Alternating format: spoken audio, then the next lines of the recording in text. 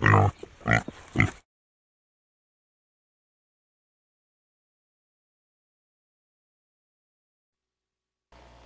straight day shifts, and then 1 day off. You work 7 straight afternoon shifts, for 2 days off. Then you work 7 graveyard shifts with 4 days off. Every 7 days you change shifts. Oof. I did that for 5 years when it drove me nuts. I'll bet. We change every 4 months.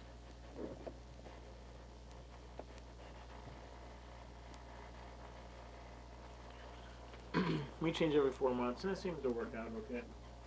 Now you say you're going to change shifts also before. Yeah, May 18th. I go That's to. well with you, but you don't do that except maybe once every 4 months, maybe. Yeah. For the last 3.5 months, I've been working from 4 in the morning until 2:30 in the afternoon. That's a hell of a time in the morning to get up. Yeah, I have to get up at 2:15. You gotta get the sack a little early at night. About 7. 7's the earliest I ever get to bed. I would love to get in bed by 5 or 6. I know there's always something to do. It's Well, you know, the something kids and the yeah. wife and the house and. Yeah, you can't. You just can't have it. You can't have your cake and eat it too. I know, and I'm trying. You have to try. You have to look out for your physical well-being. For one thing, you got to get your rest, or when you get sick. Yeah. Probably what brought your illness on. Could be. It could be why I got the strep throat. When you're at work, who do you associate with? Fellows just like yourself, mostly. The deputies or the inmates? Yeah. The deputies or the deputies, inmates? yeah. Yeah, they're just like myself. Uh-huh. We've got a fairly wide gamut as far as who I work with. I got some guys who did 20 years in the Marine Corps and retired and decided to become a deputy. Yeah, that's great. Yeah. I've got other people like myself who were never in the military. Yeah. So Started in a little earlier than they did. Yeah. A lot of guys much older than you then. Yeah. Probably most all of them. No, not most all of them. Right now. I'm at the younger range. Oh yeah. Yeah. There's a few that are younger than. Yeah, I have to say most of them are older than me, or about the same age. Yeah. How about the prisoners? They pretty well behaved. Yeah. No problem. No try to not try to break out or anything. No, not. It's a little security thing. Isn't it? Yeah, it's minimum security. Yeah. And basically people are in there for real minor things. It's just hardly nothing. Yeah. Yeah, they got a ticket. They didn't pay the fine. They pissed off a judge because they didn't do their court-ordered classes. Domestic violence. There's this penal code statute that if you were to push Mary Ann down on the couch for what out of anger or as an accident or you guys are in a fight and you just want to get out of the room and she won't let you, so you push her out of the way and she lands on the couch. Yeah, she's not hurt. No, but you're breaking the law. Yeah, and we got a lot of guys in there for that. That's the trouble with this. It's kind of a crap educational system anymore. A teacher doesn't dare hardly do anything to a child. I know. Back when I was a kid, if you didn't shape up, they'd smack you one, and if you complained about it, you go home and your dad would smack you again. Now let that be a lesson to you. Yeah. The good old days. The good old days. You can't do that anymore. I know. That's trouble. It's completely illegal. I know. It's a shame. But that's life. Things change over the years. Yeah. We don't let any inmates at my jail that have any kind of a violent history. So. You just have to. Life is all about changing, and you have to change with the times, I guess. It's not easy for some of us old fossils that think it should be done the way it was back when we were kids. I think it should be that way again. Yeah, you're young. It should. A little discipline around the home. Even a parent can't smack his kid anymore. It can be tossing a jug for cruelty or whatever. Yeah. Yeah, that's terrible. Yeah, that's life. I don't get it. Okay. I don't get it. Well, I'm glad you're in better health. Pardon? I'm glad you're in better health.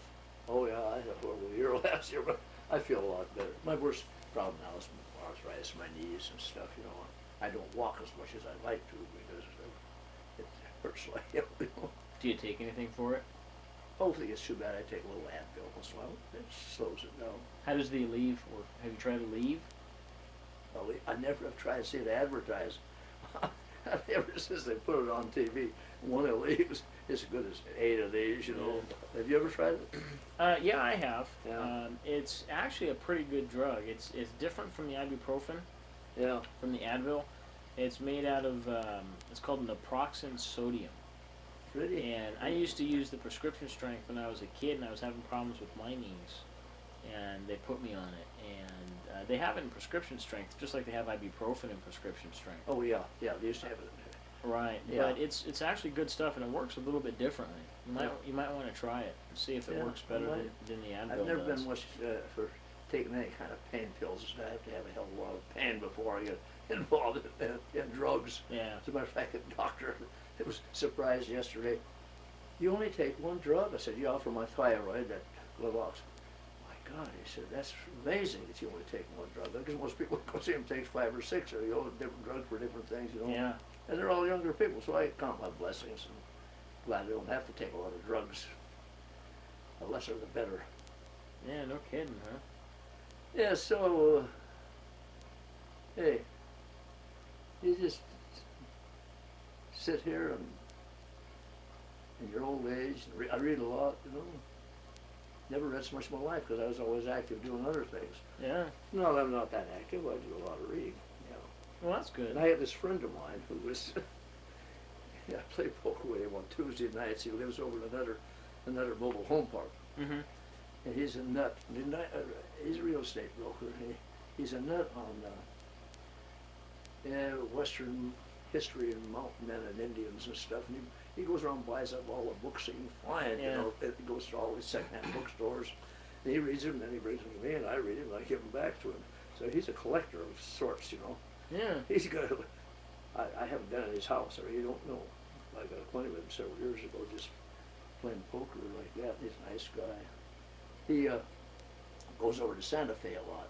He has some friends over there that they're wealthy and like to take trips, and they need somebody to sit in the house. So he and his wife drive over there and spend a month, you know, and roam around the country. He has a good time. Uh-huh. Breaks the monotony. Yeah. He lives in a mobile home down in the San Juan, on Alapaz. It's called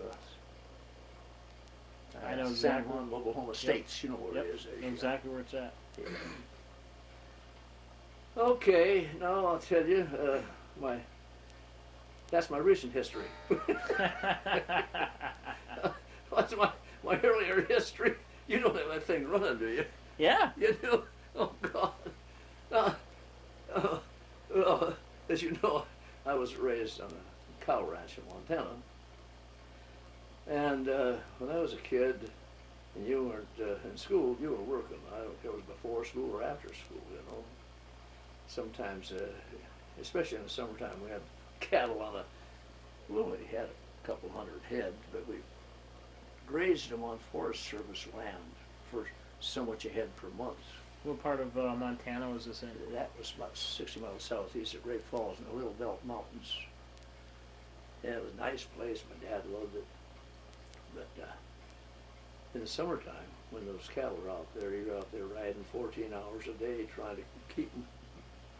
On 1 million acres, you got to be careful and not let them wander too far.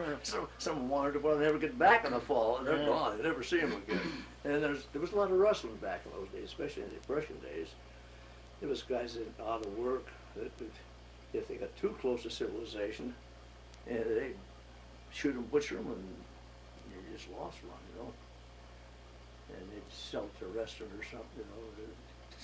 Anything to make a buck. They didn't that and make a bootleg whiskey. That was rustling cattle and making bootleg whiskey. That's how they made a living, half those people. In that mining town where I went to high school, the mines were all shut down. All these people had nothing to do. I mean, they'd go out and poach deer, and they'd all raise a little garden and maybe some potatoes and carrots and stuff. But they were hurting, I'll tell you. They didn't have a buck to spend. Only one guy in that town drew a pension from World War I, I don't know how he did it. He was a drunk, and his pension was only like $27 a month. But when he got it, he spent it all on whiskey, and he was broke for the rest of the month. He didn't have anything going on. So that's the way it is there. So working on a ranch when you're a kid is always something to do. Then you had a recreational time too. We had a trout stream that ran right through our property, and that's where we got all our water for the house. We didn't have any water in the house. Got there carried in by buckets, Yeah. Good cold spring water, fish. Go out there anytime, catch a dozen fish in a half hour. I wonder if it's like that anymore. I haven't been back there for so many years. I have no idea what it's like. I'd love to go back there, but I'll never make it now. My dad sold it later on. He couldn't handle it himself. He got too much work for him. If I'd have been smart when I got out of the Navy, well, in the first place, I'd been smart, I would never got married.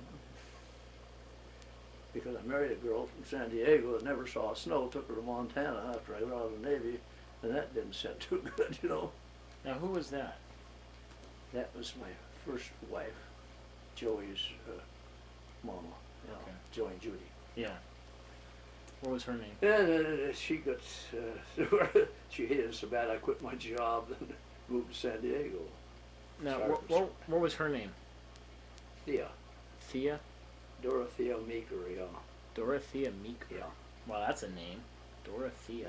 His dad was, her dad was a chef at the Golden Lion in San Diego. When I was going with her, we'd go down and have dinner once in a while.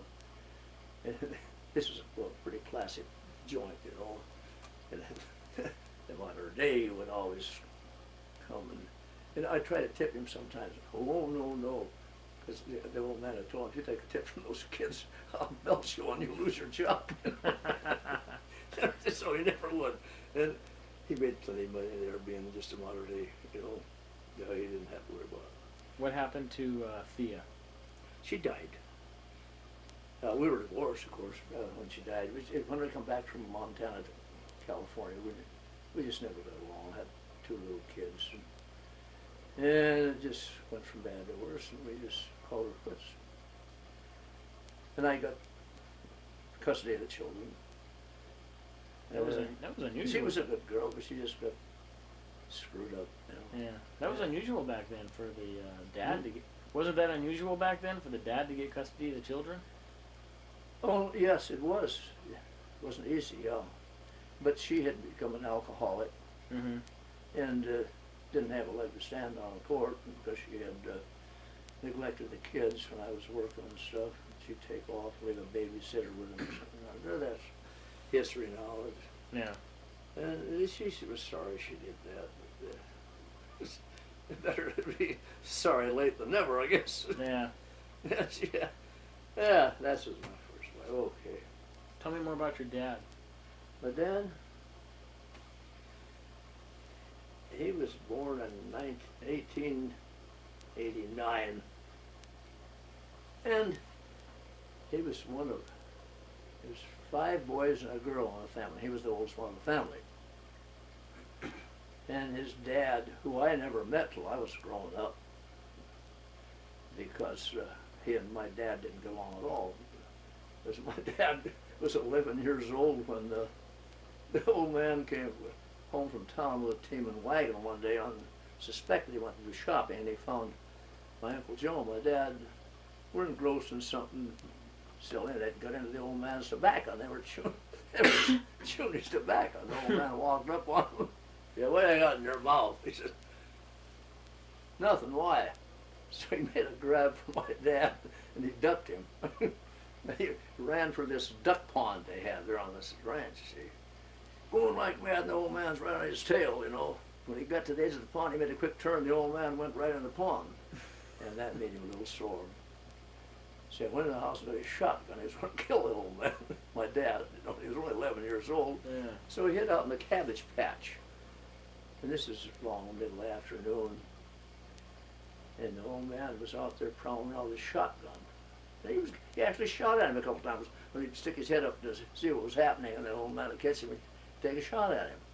He had a horrible temper. He was from the old country.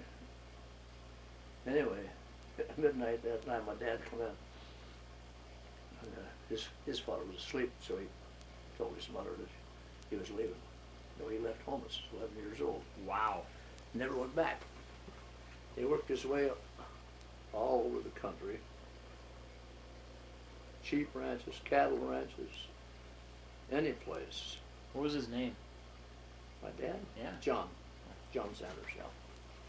A lot of people call him Jack. He grew up to be one tough sucker because it was a case of survival back in those days. And he went all over. One job was through, to go find another one somewhere, beat his way.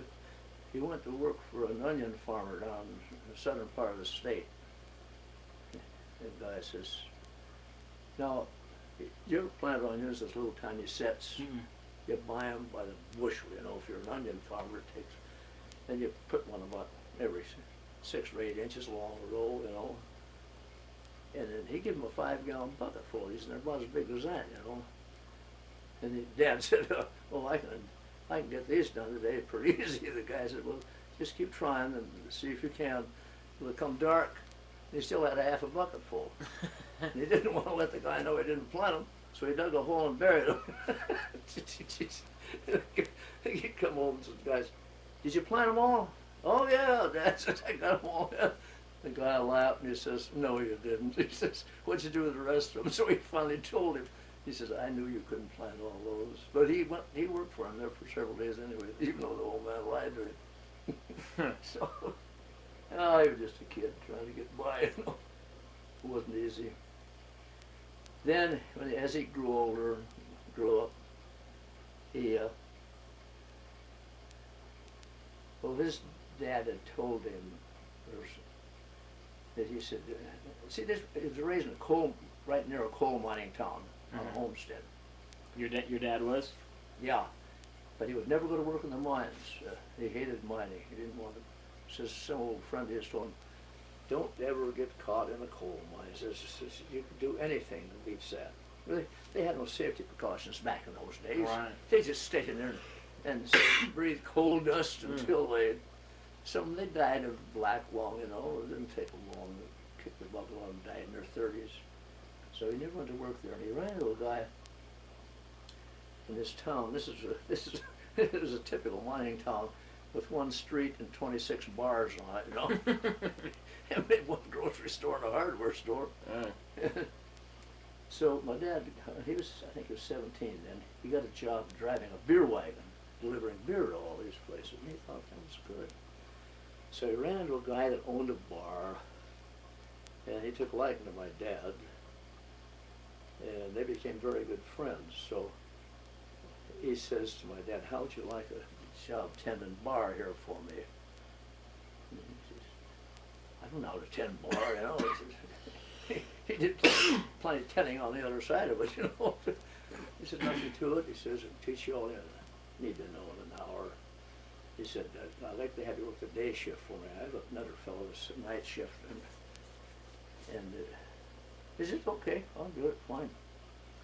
So he went to work there as a bartender, and a bouncer as well. Yeah. Little bars are always guys in there fighting, Was all of this in Montana? All this, in the town where I was born, yeah. Which was where? Belt, Montana. It's about 20 miles southeast of Great Falls. Okay.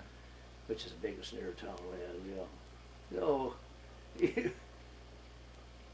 now, my dad never told me this, but the guy he worked for told me.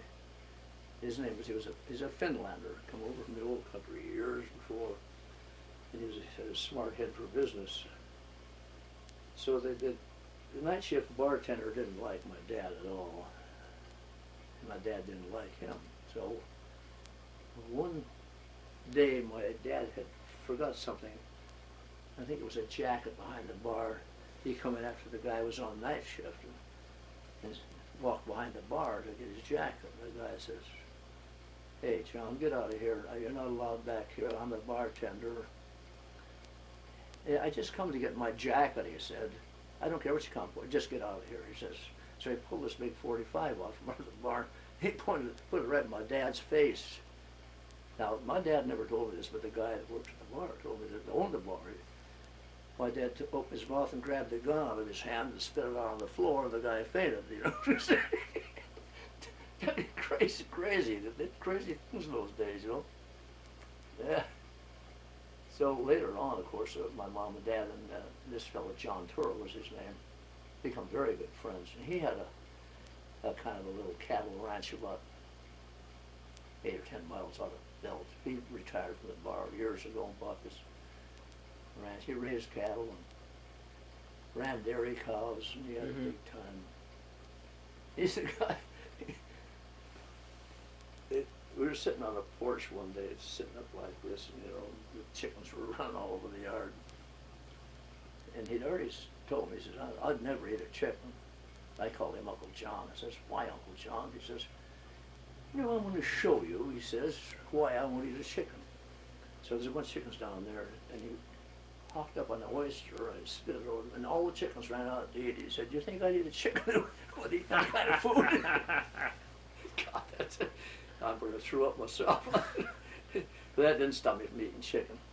He was a great guy. He and his wife both. They only had one child. It was a girl, and she was a little younger than I am. I often wonder what ever happened to her. I know she got married to a good friend of mine who was about a year older than myself, that I went all through grade school with, you know. And I don't know whatever happened to him. What was his name? The last time I saw him was when my dad died, and I went to Montana to his funeral, and these people came all the way over the mountains and stayed overnight and went to my dad's funeral. That's the last time I saw him. What was the girl's name? Her name was Dorothy. Dorothy Tura. Tura? T-U-U-R-A. It's a Finnish name. They have the damnedest names that are hard to spell. What about the name of your friend she married? Who? The name of the friend that she married? His name was Gilbert Stroop. Yeah. I remember you talking about him. Maybe you had. Yeah, you know, in the grade school, we were good friends. He'd come from a big family that had a ranch and a farm near my grandfather.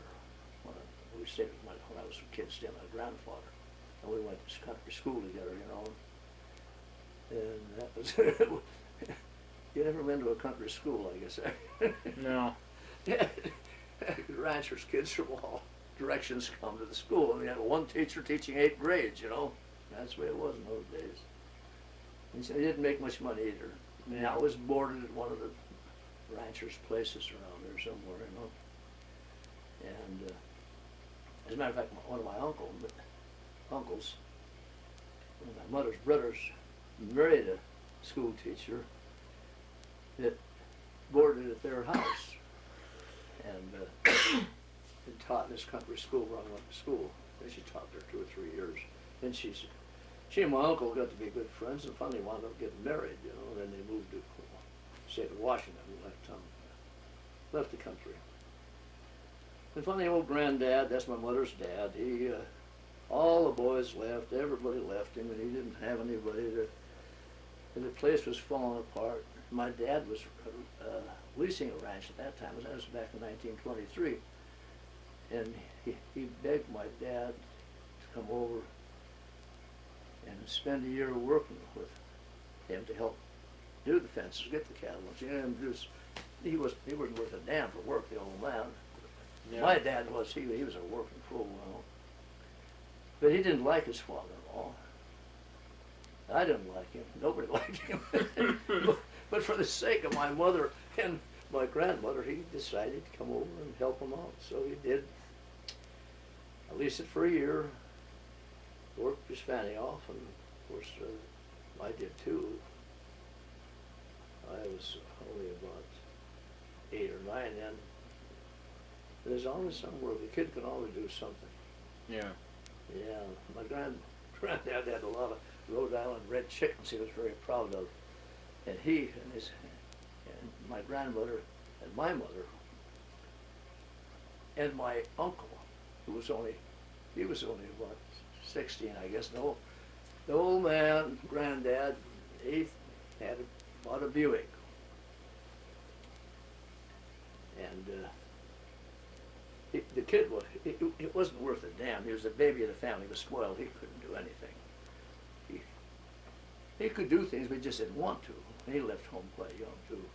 Anyway, they, they were all gone, but Dad and I, we were digging post holes for a corral. I mean, that was hard work, Yeah. you know. And Dad looked up and he said, you know, it's about lunchtime. What do you say we have chicken for lunch? And I said, fine with me. Where are you going to get the chicken? He said, see that big red rooster over there? He said, we'll get him. We'll have him for lunch. We caught that rooster. Didn't bother plucking him. We skinned him, you know.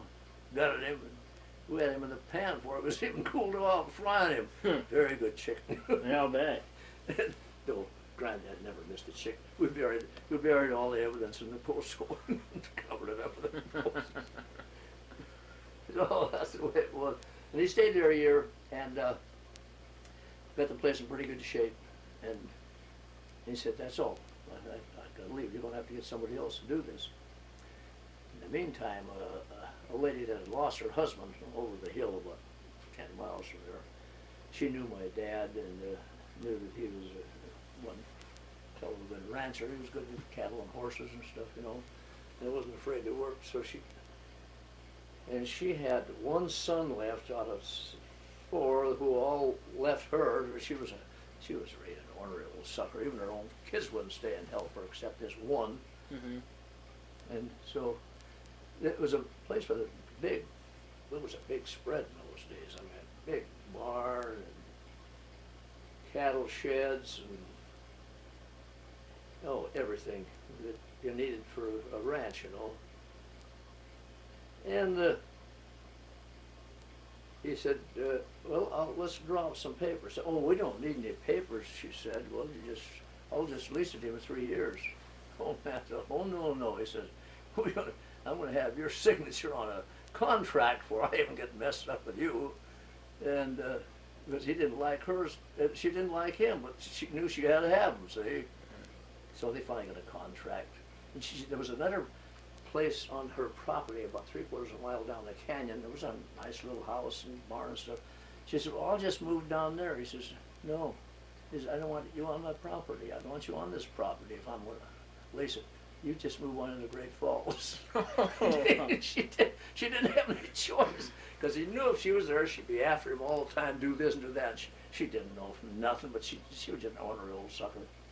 Anyway, we spent 3 years there, and that's how we took it on shares, kept half of the increase in the cattle, and after 3 years, we had a pretty good bunch of stock. Then my dad bought this place about 20 miles from there, and we ran all our cattle over to that place, and that was in 1929, the year of the crash.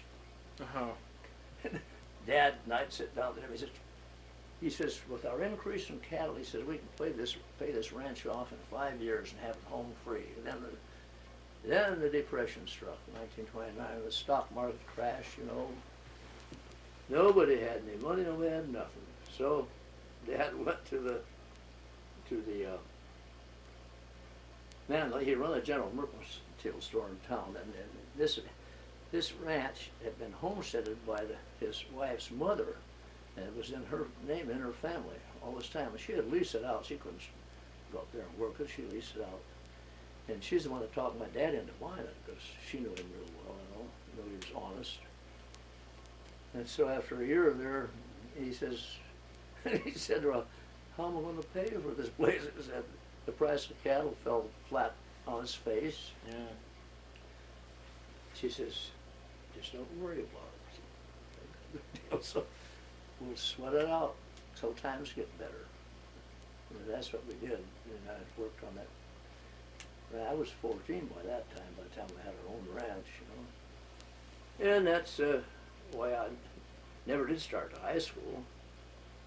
I only went through the 8th grade. I had no intention of going to high school, because there wasn't any high school around to start with. Yeah. We'd Sent my sister to town 35 miles away to stay with friends to go to high school. She was a year and a half younger than I was, and I didn't. So one day they're going to start a high school in this little town of Monarch. And the merchants in town and stuff were interested in getting this thing going for the kids, and they had 2 teachers teaching grade school who were qualified to teach high school, but they had to have 7 children by the state law, or they couldn't franchise a high school. So I'm out in the hayfield this summer, Dad and I sweating, stacking hay, you know, and here he came. He had his friend of his, the old man this guy didn't drive, so driving up into the hayfield, Dad and I said, wonder who the hell that is, you know, driving clear up in here, because this is not out of the way place. You didn't see people do that much. So, sure enough, it was old Mr. Haney from, the hell was that? She just dropped a can. That must have been the guy out here.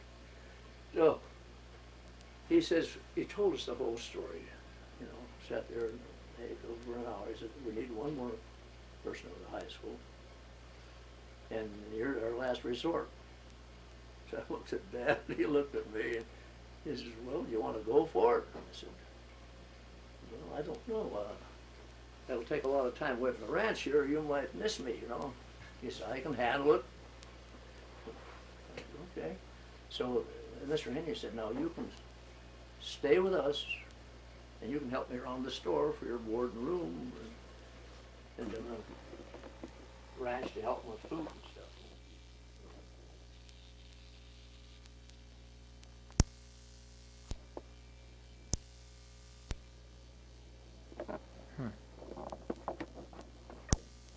Should be. Anyways, I gotta go to the bathroom. Yeah, go ahead, buddy. Yeah, go ahead. We'll take this up and come back.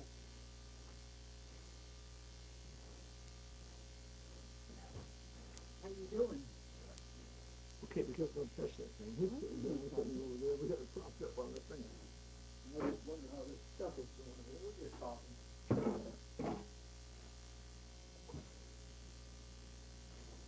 What was it? After that, I'll make a long story short. I'll shorten that part of my life. Okay. So, for 3 years I went to high school in this crazy town. And lived with these two guys. And we had outdoor plumbing. Yeah. So one of them was Charlie, anyway. Charlie was the younger of the brothers, but he was, now see, I'm 18 years old, and Charlie's about 32, I guess, and his older brother was 2 years older. And we had a tough time with that, and they loved to drink booze, you know. And my dad was making whiskey. So when he'd come up, take me up to go to leave me off there, like on a Sunday afternoon, to school on Monday, he'd bring a gallon of booze and some potatoes and stuff from the ranch, you know, we'd eat pie and a hog. And then he'd stay overnight and help us make whiskey. And he'd take off in the morning. His old 1925 Chevrolet touring car, you know. Sometimes one morning he stayed overnight, and my mom was home in the ranch by herself, you know, wondering where the hell he is. And we wake up in the morning with 40 below zero. And that old Chevy, you couldn't turn it over to save your neck. So we stripped a lot of snow and built a fire under it and get the oil warmed up. Finally, for about a half hour, and pretty soon we were able to turn it over. Use a crank, you know.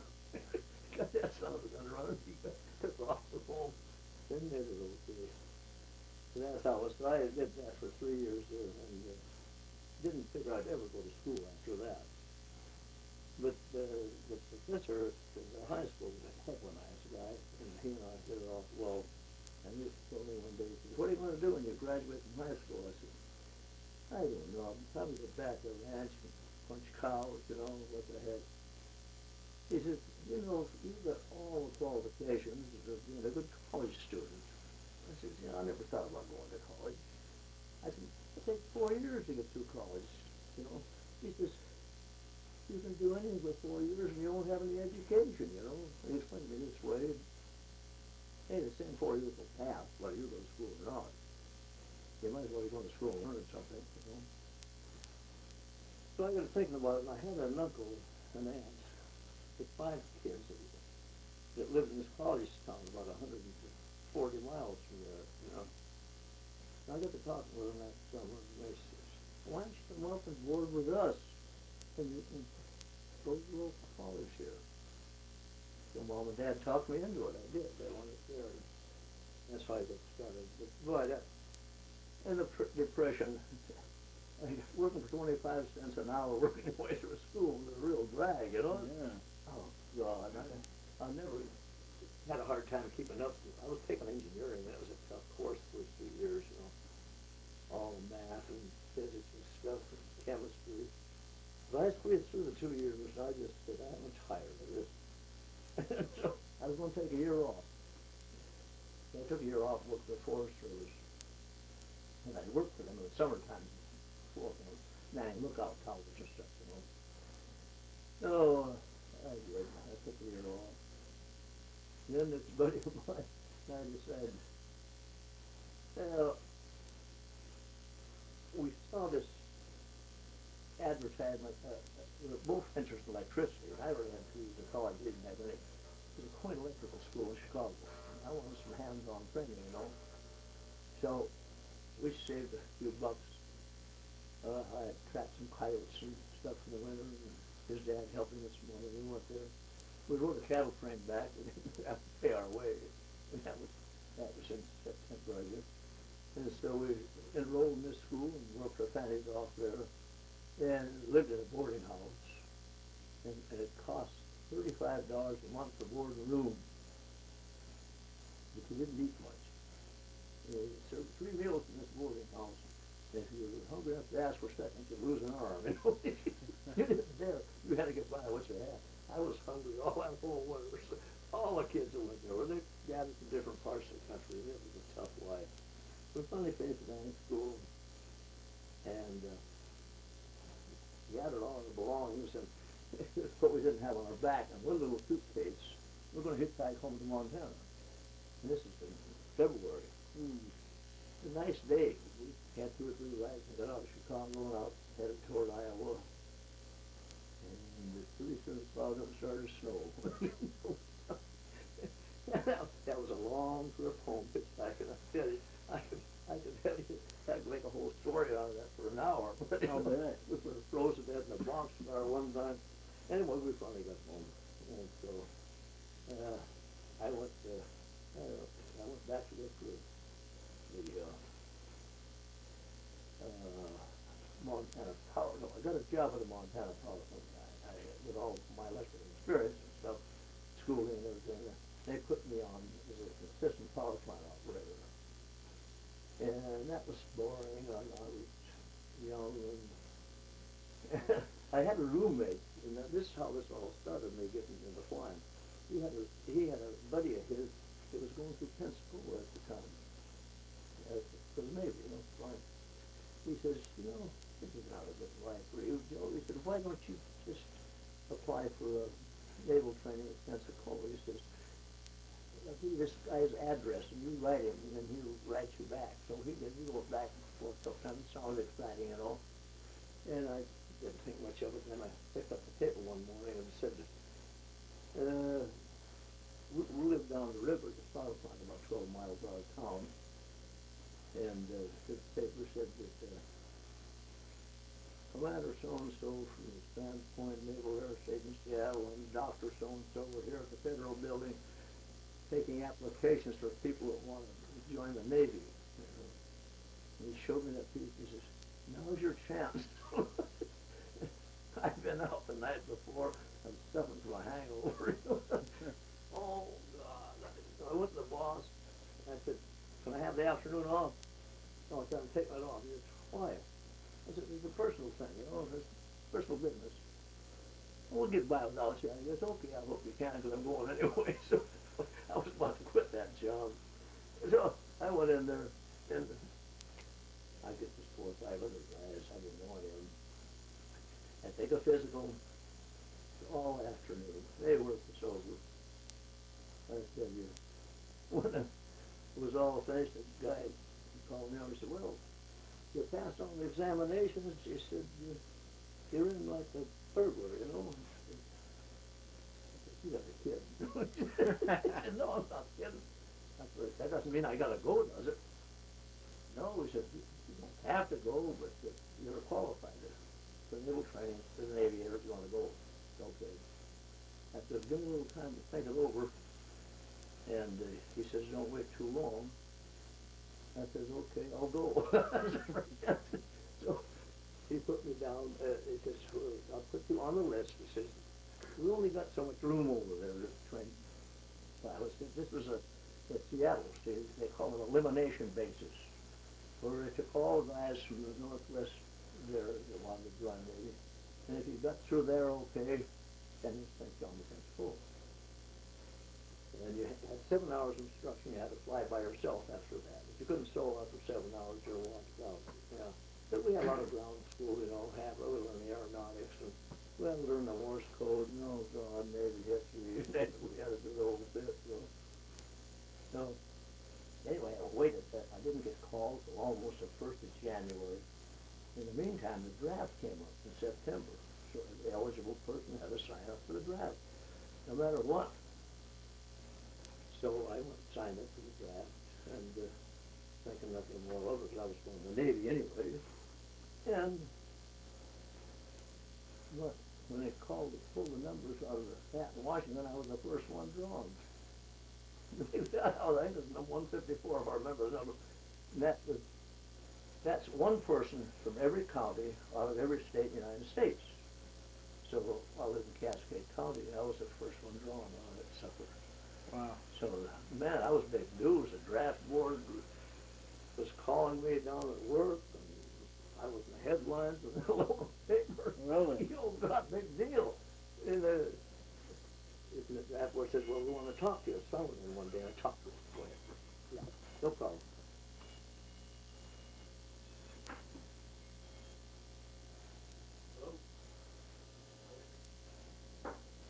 Sorry, Papa.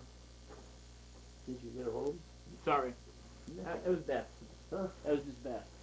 I figured you were reporting, weren't you? Yeah. Good. How they doing? Okay. Yeah, doing good. Okay. She called me on my phone. Oh, you hear a cell phone? Yeah. She called me on my cell phone. Uh-huh.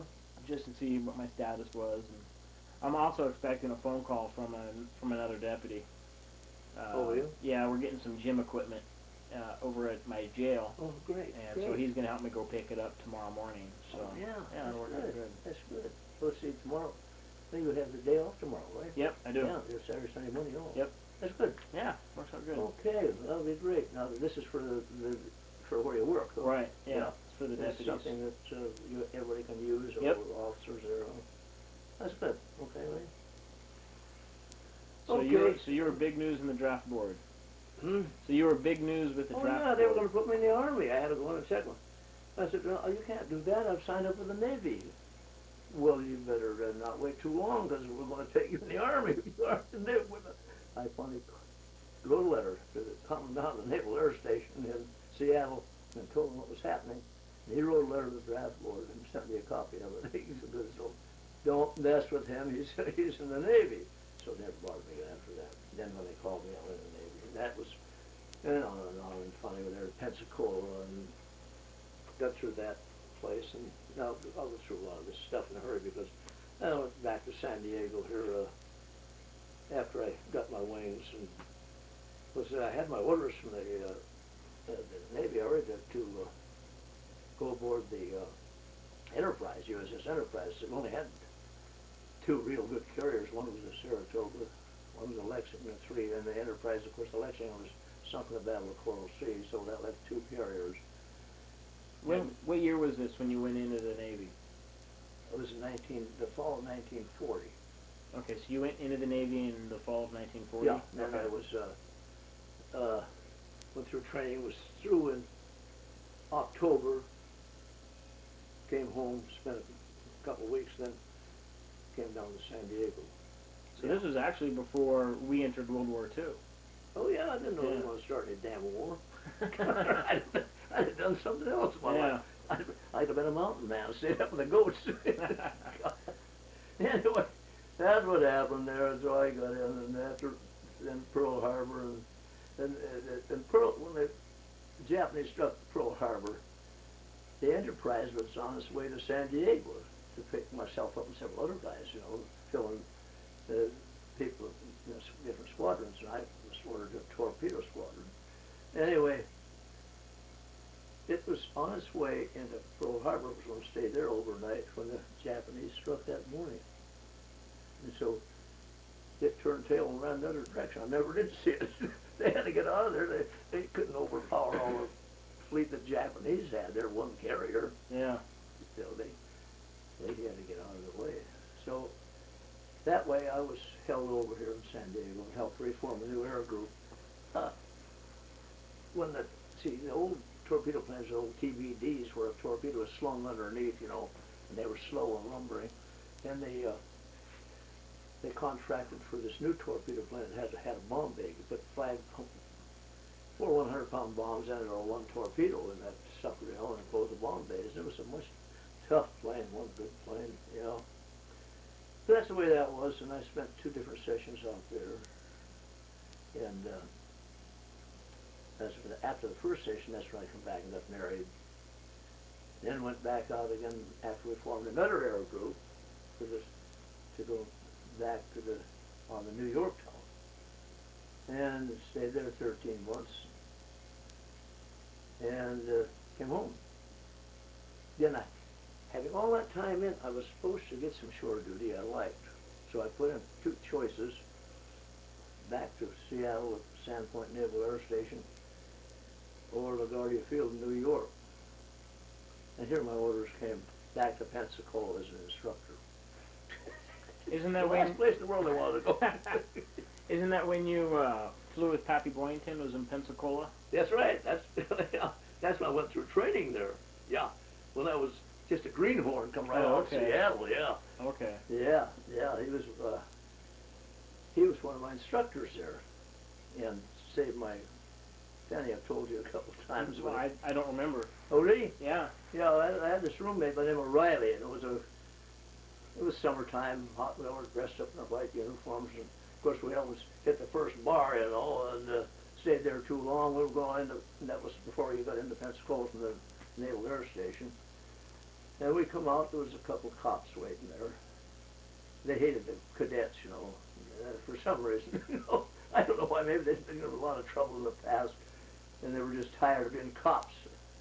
You been drinking? Yeah, we had a couple of drinks. Well, you can't drive. We borrowed a car from his roommate,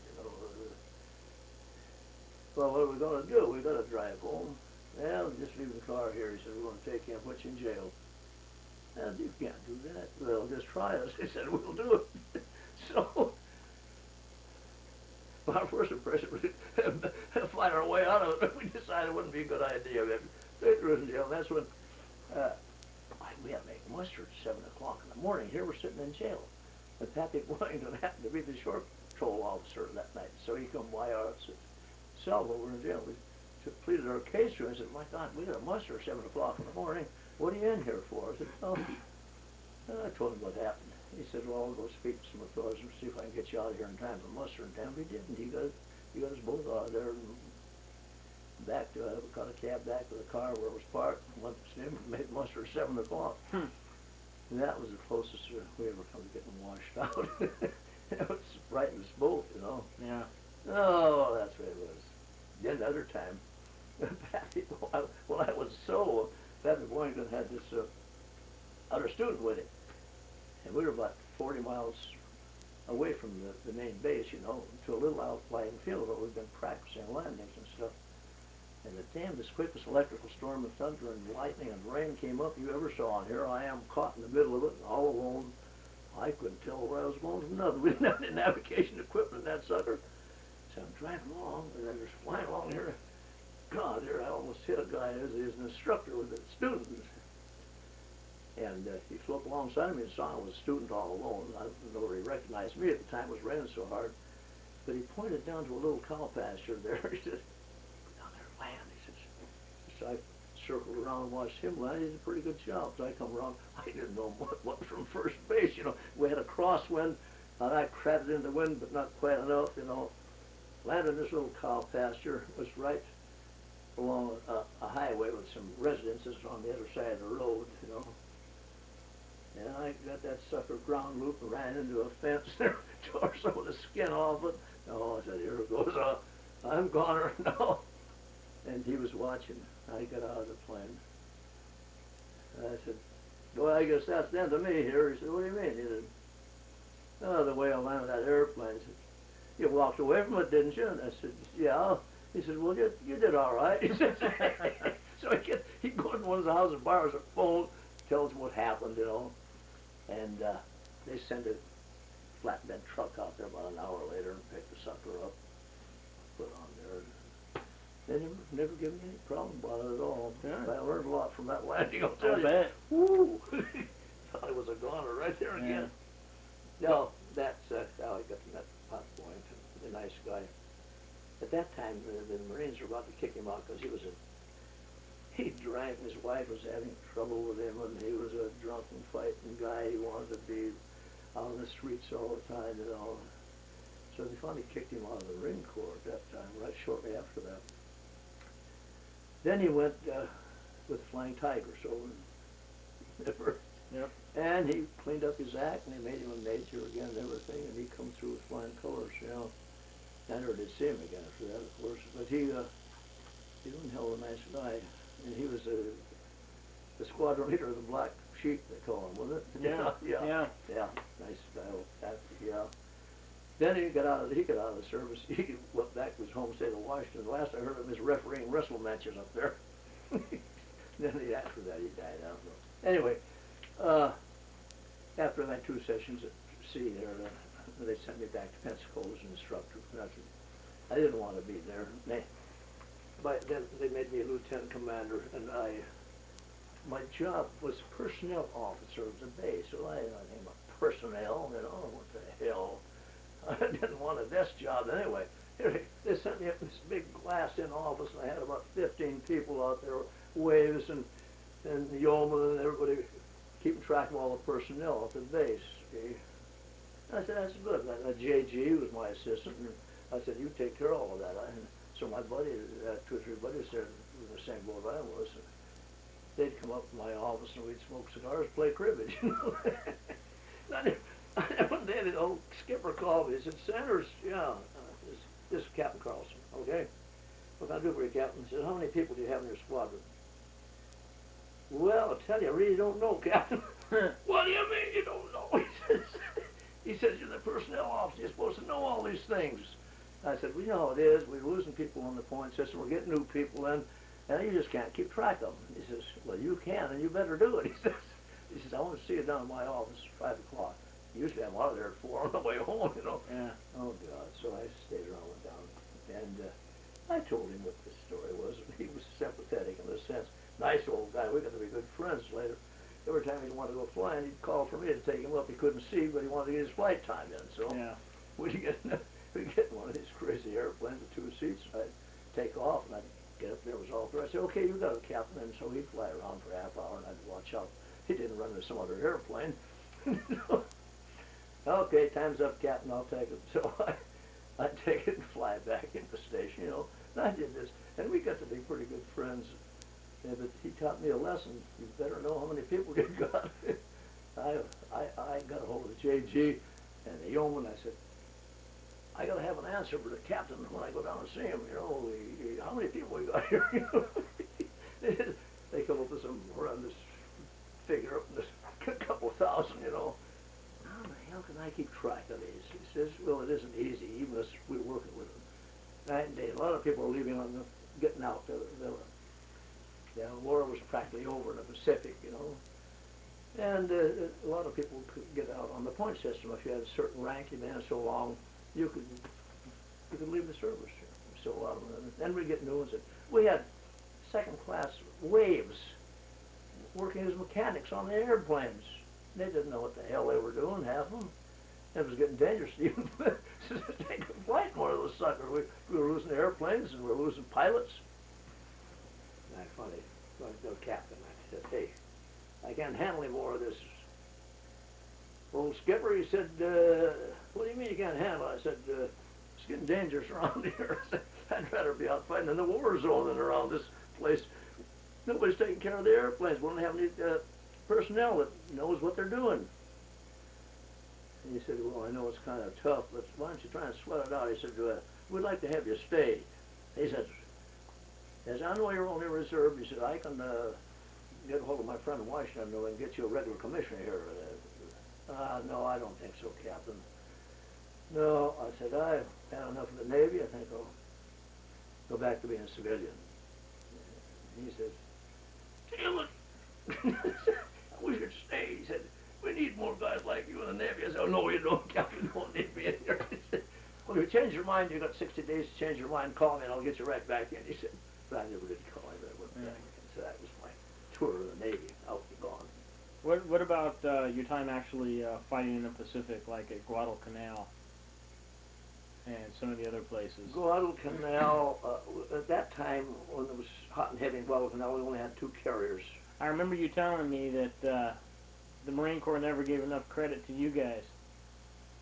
Did I tell you that? Yeah. Well, we went up there to help them out. My God, they were running on airplanes, and it was just in general a mess up there. So we had the Saratoga had it anchored out in a stream off of Noumea, Caledonia, and the skipper got word that he wanted the whole air group to fly out to Guadalcanal because they needed the air power up there, you know. And so we it was the next day, I guess so. They went out, got the next day or the day after. The whole air group gathered up. We had it all arranged. We were going to stop one place on this little Army airfield. We'd have to take on fuel once before we got there.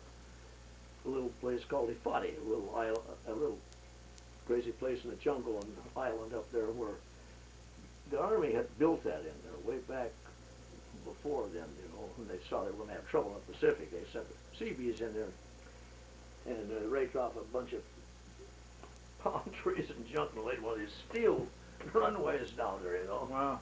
And built revetments out on the side where you could hide and you wouldn't get your airplane smacked to pieces in case the Japs found you and dropped some bombs in there or something. So,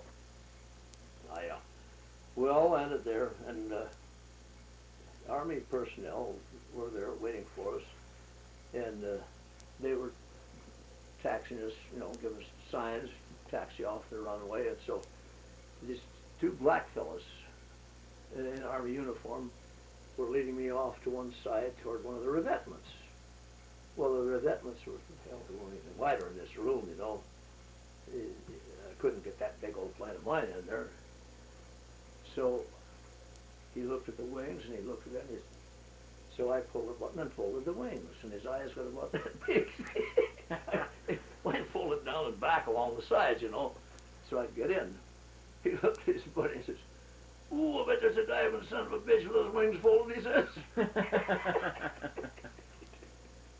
I laughed myself silly. Anyway, we got in there, and we got fueled up. They brought a fuel truck along, fueled all the planes up. We went up to their officers' club and ate all the food they had. There was so many of us. And then we took off again and went right on the Guadalcanal, landed at Henderson Field there. And the front lines were about 3/4 of a mile from the field. They were shooting at everybody that come in the land, you know, and all that stuff. But and then it rained half the time we were there, and the mud was that deep, and we had a taxi off the runway out into the boonies, and we were in mud. It took almost full power to taxi out of the mud holes back onto the runway. God. And what the Japs were doing was building up another airport in another island. I forget the name of the little sort of Kilimanjaro or something like that was a funny name. And they wanted us to bomb. They didn't have the plans we got. They wanted us to bomb the hell out of that place to prevent them from building an airfield there, which we did every day. We carried 1,000-pound daisy cutters. It's a bomb with a fuse, a regular fuse, but on the end of the fuse it's got a prong about 3-4 feet long, and when you drop it, the minute the end of that stick hits the fuse in the, in other words, it explodes before it buries itself in the ground. And they call them daisy cutters, but when they blew off, they just mowed down palm trees and everything inside, you know. Wow. And so we put a stop at that airport, and that's about all they wanted us there for, back and forth. And that guy didn't get I'll get shot at a few times there. No airplane. We had a guy, a Jap that came over from another island every night. Just a nuisance rate to keep people from getting any rest. You know, and he'd come over about midnight or 1 in the morning. Everything was quiet, you know, and we'd hear him come. We called him Washing Machine Charlie. He had a little grinding plane, just a little old plane, and you never knew what the heck he was going to drop out of it. He'd drop beer bottles, and they sounded just like a bomb coming down, you know. And everybody get up and run for the bomb shelter. We had more guys injured running to the bomb shelter than was ever hit by anything else there. That's terrible. Yeah. Anyway, we put in 3 weeks of that, and we didn't have any food. The supply ships weren't getting in. We didn't have anything but tomato juice and crackers there for about 2 weeks. And some of the natives off a mile or so had some cows we'd noticed. So let's get some meat. So we took a gun and shot one of their cows. And God, it was the lousiest meat in the world, but it tasted good to us because we were starved almost, you know. We were out home cooking. It wasn't the day after that, the skipper of the station got a message from the guy that owned the cow. He said, "Some of your boys shot one of my cows." So he called us. We had to admit, damn it, Captain, we were hungry. We need some food, you know. Oh, well, that's the way it went. So the Navy had to pay for the cow. It was no big deal, you know. Probably the first cash you'd had in years anyway. Yeah. And we got some meat, you know, cook it under, build a fire and ate it after all. You couldn't cut through it with a buzzsaw almost. I had good teeth in those days. So that's how we survived that. We're glad to get back aboard the ship where everything was nice and clean, you know. And then we headed off toward up into the China Sea from there. But see, we didn't want to really engage the Japanese at that time. We didn't have any sea power. We had the carrier. I think we had 3 destroyers and 1 battle cruiser. That was our whole fleet, which was nothing, you know, compared to them. So we just wandered around down in the south. That old Bull Halsey and Enterprise were 800 miles north of us, going like hell all the time in the north. Because they didn't want to put the 2 carriers together, because if they ever in the Japanese fleet, we'd all got sunk. We didn't have anything to fight back with, you know. So that was just a kind of a game of touch and go that first time. Then, of course, when I went back the second time on the New York town, it was a little different story. We had a lot of people. We got into a lot of engagements, and that was it. For another 13 months, back to the States, back to Pensacola. I didn't want to go. Yeah. Now I know you have a lot of medals and you're pretty highly decorated. What can you tell me about those? Well, I did sink a ship, a Japanese ship, single-handedly in Manila Harbor. The skipper had his half of the guys out in the morning and caught the ship coming in the channel. They all dropped torpedoes on it, but the channel was too narrow where they dropped them. I mean, it wasn't narrow, but Shallow? the mud was shallow, yeah. And all their torpedoes went in the mud, all 9 of them. So he comes back to the plane and says, "By the time you get there, he'll be in deeper water." So he was down in past all the docks and everything, just pulling the anchor right up. No, this is in Cavite Harbor. I'm in right next to the other harbor, and you come around like this. All the land around there was just bristling with guns, you know, anti-aircraft. And when all the other guys saw that firepower, they decided to do something else for a target. So what they did, and then they said this: the visibility wasn't that bad. It was a little cloudy, but they said, "Well, we saw this thing. What it was a floating dry dock that belonged to the United States that the Japs had confiscated, and they were using it in Philippine Harbor for repair work." See? So I saw the ship. My 2 wingmen and I went toward it. And I looked. I didn't have either one of them. They both left. The tracers coming at us. It looked like everyone was going to hit you right between the eyes, you know. And they got the hell out of there. They thought they were going to get killed. And when you drop a torpedo, you've got to have perfect elevation, perfect speed, or else when the torpedo drops out, it's wasted. So I just hung in there. I thought sure I was going to get my ass shot off, but I didn't. I got that sucker off, and then I left the bomb bay boy. I closed that sucker right down the surface of the water and went the other direction, And I was zigzagging. We called it jinking, anything to make a difficult target. Made most of my crewmen sit. They were throwing up before I got through with that one. Anyway, I looked back and saw the ship blow up anyway. So I got a good square hit. That's where I got a distinguished flying cross for that one little thing. And of course I got Purple Heart for getting shot on another occasion. Right through the bomb bay, it came up and went through my foot and up here and come out and knocked the air off my helmet, went out through the canopy. It was explosive. Funny, never noticed shell hit me, and a lot of that was my own fault. I shouldn't have got down that close, but I wanted to be sure I got it. What happened that time, I had 400 or 500 pound bombs. 2 of them dropped. I missed the target. 2 of them hung up because that shell exploded right in the bomb bay, and there were fragments, with shrapnel and all. And I couldn't get rid of the other 2 bombs. They hung up in the bomb bay, and so I couldn't even close the door. Look, I had to use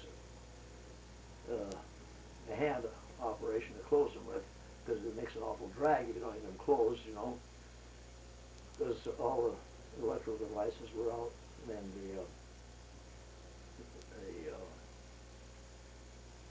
the hydraulic pressure was gone, and some of the shrapnel cut into some of the oil lines, and I thought I'd never get back to the carrier, So I pumped it with things closed and got out. My wingmen were sitting up there watching all this. When that shell hit me, my whole plane was enveloped in a flame. They thought that was the end of old Joe, and I headed right for the sea. Now this is a different time. I'm not talking about the time Philippine Harbor. I'm talking about the time I got the Purple Heart for that and got shot. I was up about 2,000 feet, I guess, time. And I headed right out for the water, And the Japanese were all sitting over shooting the hell out of me. They thought, boy, they got me. Well, what happened, I got down close to the water, and then the flame went out. And the engine was still running, I'm doing okay, So by that time, my wingmen had circled around, they saw me, they were watching me, and 2 of my buddies in fighter planes were watching me too. Well, the Japs got the message. Well, 2 women closed up on me, and they were going to support me home. Well, they sent 2 fighter planes out from the Japanese Naval Air Station right on shore there, and they got up and they spotted me. And I'm going slow. I can't go very fast. I'm crippled. Yeah. And so the planes went up, and of course we have our gunnery had passengers, strong gunners. He's sitting in this little turret with 50 caliber guns, It's just, it kept him at bay a little bit, but it doesn't discourage him too much. So by then, the Japs were just ready to make a run on us from above, when a few buddies in the fighters from above the Japs, which the Japs didn't see, made a run on them, and they shot them both down. They splattered in the sea right ahead of me. So that saved my bacon. Yeah. Yeah, that was one of those things that, it was just about 2 weeks before that, a torpedo plane had 2 live bombs sitting in it. How they got armed, how they got armed, I don't know. Because they have arming wires in them. They're supposed to fall out of the bomb bay before they're ever armed. Because they're not armed until this little propeller goes around and hits the air, and it arms it, and then when it hits it triggers the bomb off. Well, the maintenance men on the ship came up to this fellow that landed, and he had two live 500-pound bombs fell out when they opened the bomb bays and exploded. Well, guys that blew a hole in the deck twice as big as this house and killed about 40 men. And so a big directive from the Navy come out. There'll be no more bombs carried aboard the carrier. If you can't get rid of them, you'll have to ditch in the sea. And I thought that's what was going to happen. It was dark, heavy sea. I finally convinced him. I just sent my tunnel man back there with a flashlight underneath there. He said, they're not armed or hanging up in their racks and they're safe. And so he got on the Aldous lamp. And they made conversation back and forth. And all the while I'm running out of gas, while they're doing all this talking. I thought, I better get the board up. When I got aboard, I caught a hook back. I run out of gas taxiing up the deck. That's how close I was that time to get a good bath. Yeah. So see, they have plane guards. They call some of these destroyers plane guards that go along with you, and they're always ready to pick up a pilot if he has to go down, But it was dark, and I wasn't hoping not to trust one of those to find me, You could land, do a belly landing, and maybe climb out before the plane sank if you were lucky. But then you got your crewman thing of the guy down in the tunnel. He didn't get out too good, Yeah. So anyway, it all turned out all right. And that's the end of that. Then after that, I got sent back to Pensacola. I told you part of that earlier, that I didn't really want to go back there. But Now, what about your mom? I remember your mom. you remember? Yeah. Yeah. Yeah. Yeah, I guess you were just a small kid, yeah. Yeah. Oh, Mom, let's see, Mom lived with your grandmother and I half of the year after I married your grandmother, And then my sister lived in Oak Harbor, Washington, on Whidbey Island, and she was supposed to spend half of the time there. Well, my sister became so ill that she couldn't take care of her at all. She was deathly ill with Crohn's disease. Edith, right? Yeah, What that's was right. What was her maiden name? Edwards. Okay. Edwards. Her cousin was an Army aviator from the European theater. Nice guy, a little older than I am, of course.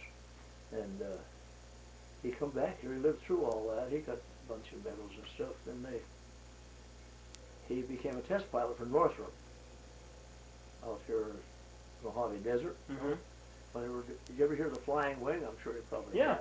Yeah. Well, he was a test pilot, the first test pilot for the Flying Wing for Northrop.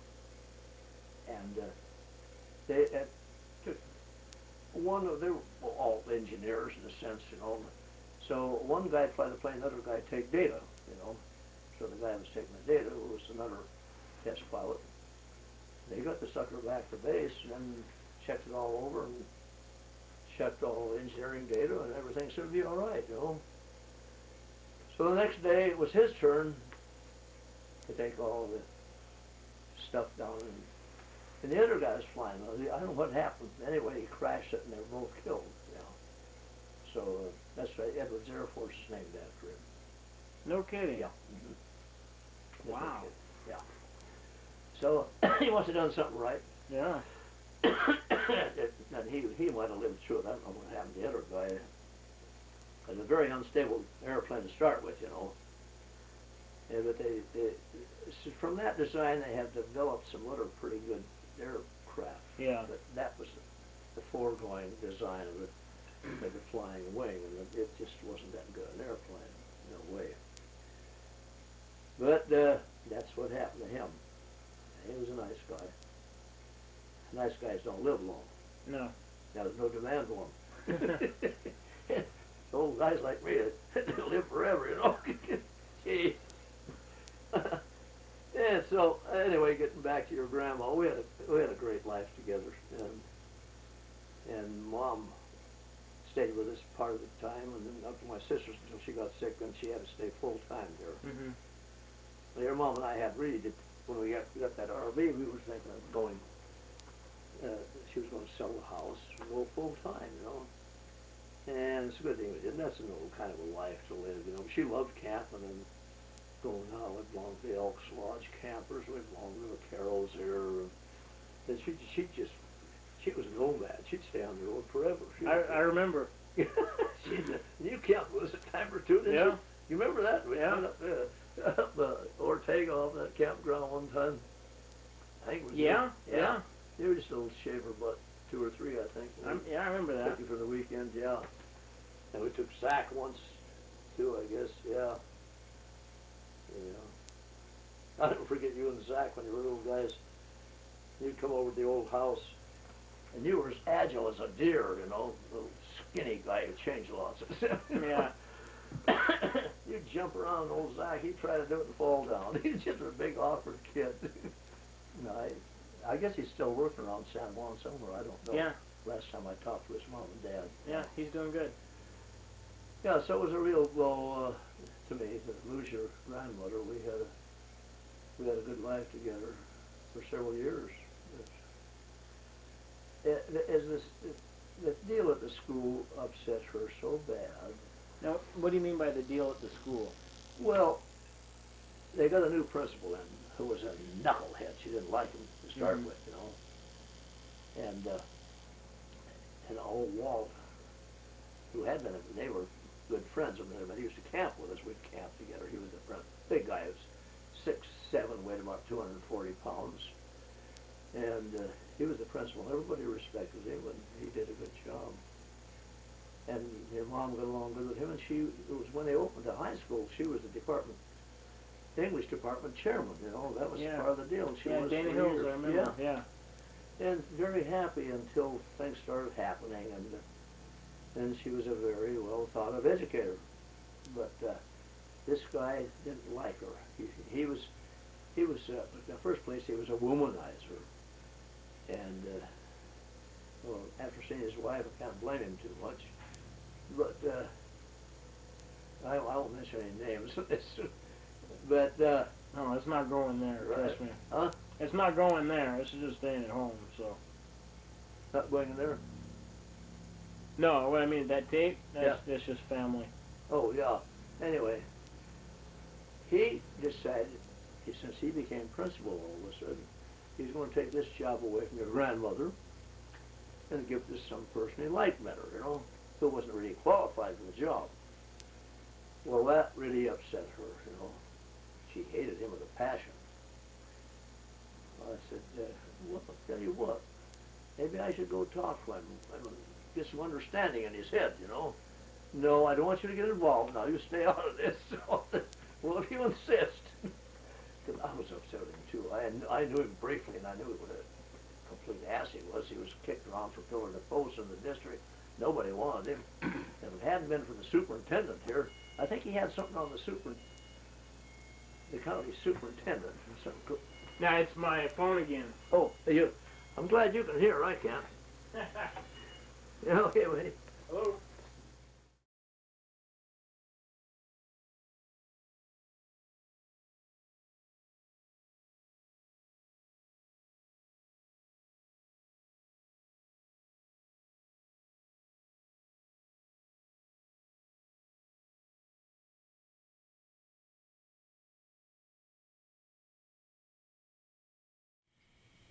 Go ahead. You take care of your business. I did. I took care of it. I wish I could take care of mine that fast.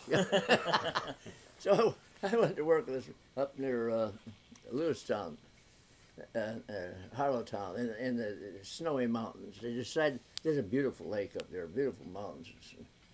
They decided they're going to build a road up there. What the hell for, you know? So the fishermen go up and the picnickers and stuff. And so we started that road right from scratch. They put me to working with a guy. Everything was blasting out, you know, dynamite tamp. And I went to work with this guy, and he says, "Tamp that." Bullshit! I said, "Might blow up my face." You know? So I got a little area of this crap, you know. Let's drill holes about 20 feet apart, you know, for a quarter of a mile, and then they're almost that deep. Yeah. And then set the charge off all at once. And then Wow. there was a road run down through the valley. We had to be sure someone was down there watching it. The only guy that got hurt was part of the crew that we sent down to watch, and a rock come down, hit him in the leg and broke it. Oh. Shit. Now, I didn't like what I was doing there, so they put me to work driving a truck. You know what kind of a truck it was? Oh. An FWD used in World War One. Model Ts? Four-wheel chain drive. What had happened, you know, they go up there, this guy that was a friend of mine with a bulldozer, it was after the powder blew that, then he'd go up there, and I've seen him sit on a rock and move it out of the way. He was just barely balancing, and it was about 2,000 feet straight down below. He'd have a cigarette hanging out of his face, you know, and he knew every move of that damn bulldozer. Scare the hell out of you. Well, he'd get that done. You know, you start somewhere, build a road beds, so that's how it got started. Then I'd have to go up with this big truck, load up all the crap. They had a shovel up there that kept ahead, you know. Yeah. The old steam shovel. Everything was old. Down to some stuff you ever heard in your life. So what I'd do is I'd get a load, take it down, and dump it, you know. Yeah. Then I'd have to back up this narrow road. I'd just have to stand out on the running board, snowing, watching the road in the snow. Jesus Christ. That, one of those old hard wheels would hit a rock like tear your arm right off. You know? I'll bet. Oh, that wheel would go like that. Jeez. I should have been killed right there. That'd have saved me a lot of trouble. Because I had plenty of chances. Yeah. But everybody wants it to survive, you know. That's human nature. Yeah. And finally, this winter got so bad they had to close it down. We lived in a tent shack, you know, big tent, and a lot of small ones. And we never did have enough fire to keep warm. Ugh. We didn't have enough covers either. I come down the damnedest cold that. You know, I had to go back to the ranch and spend 2 months doing nothing just to get back alive again. Yeah. I didn't think I'd make it. Well, I'm glad That's you did. not my bullshit. I'm glad you did. Yeah. Oh, I'm glad I did too. I never got to know you. Yeah. Oh boy. Well, you know, usually on Sunday, Connie or Rander call them, come over, you know, Okay. if they're not doing something. But they didn't call today. They didn't come over today? No, but I told Mary Ann, Jesus, I don't want to give them your cold, for God's sake. Yeah. So they didn't call. I tried to call them once. I didn't go home. Tell them, but that Randy is something else. Yeah, He's got to find something to fix. Yep. He's going to fix something on the top. I was watching a football. What the hell you doing over there? He says, I'm fixing this. I said, it doesn't need fixing. Go find something else to fix it. No, he did. Where the hell did he go? Let's see. Then I thought of something. I can't change light bulbs anymore, so I had a couple light bulbs. I had them changed out, you know. And in my bathroom, the stopper never did work in the damn thing. It just laying there loose. I don't never use a stopper anyway. He says, you know, your stopper doesn't work. I said, yeah, it's been that way for 15 years. It works for me. He said, I fixed it. Oh, yeah, I don't know how the hell he got under there and fixed that son of a bitch. Who knows? That's He Randy. put the thing down there and got the little arm in there, and now I can just go up and down. So if he can fix something, he's happy, yeah. Perfect. Not me. I wasn't. I never cared about fixing stuff, you know. Only what I had to, Yeah. like shoeing a horse or something like that. Yeah. So you know what it's like, an old Red Lodge, huh? Yeah, it's pretty there. Real pretty. Oh, it's nice country down there, yeah. My sister loves Montana. It's not too far from good fishing either. That's right. I've caught a lot of trout all over Montana and Wyoming. Yeah. Just cutthroat. Oh, yeah. It's a big state. You know, when I was a kid, hell, I never got out of the county I was born in for years. Yeah, I really didn't till what the hell did I do? Oh, I rode a cattle train back to Chicago to go to school. A friend of mine. We got a free passage that way, and we just ever go to the Coin Electrical School. I never heard of her or not. And this is in the fall, and And it was a nice school. You know, you learned all the principles of electricity and how to build things. And I had 2 years of electrical engineering at college before I went there. I didn't need any more of that. I wanted a hands-on job, you know. Right. That's what I like to do, yeah. So, but boy, to find a job after you get out of there you couldn't find one. I sent applications as far as Alaska Really? for an electrician or something. Yeah. And that's of course before they had the big line built, the big The dry pipeline? pipe, yeah. Yeah. Yeah, so I had to go up there later and check that out. I didn't know you went up to Alaska to check out the Your pipeline. grandmother and I, Oh, yeah. we spent 2 months up there. Yeah. Yeah, You took the RV, right? yeah, yeah. And it was, it was a planned caravan trip, Right. and everybody was including the guy that ran it was good. He'd been there before, so he had the campgrounds all laid out for us. You know, we knew how far we're going to go every day and Yeah. what we're going to do, and it turned out great. I got up to Fairbanks, and at that time I had a mustache. I had a mustache, looked like a mustache, not I this. remember. This looked like a busted horse's ass there, you know, because I haven't played any attention to it. Anyway, I got acquainted with the bartender, and we were talking about mustaches. He says, "You know what happened to mine?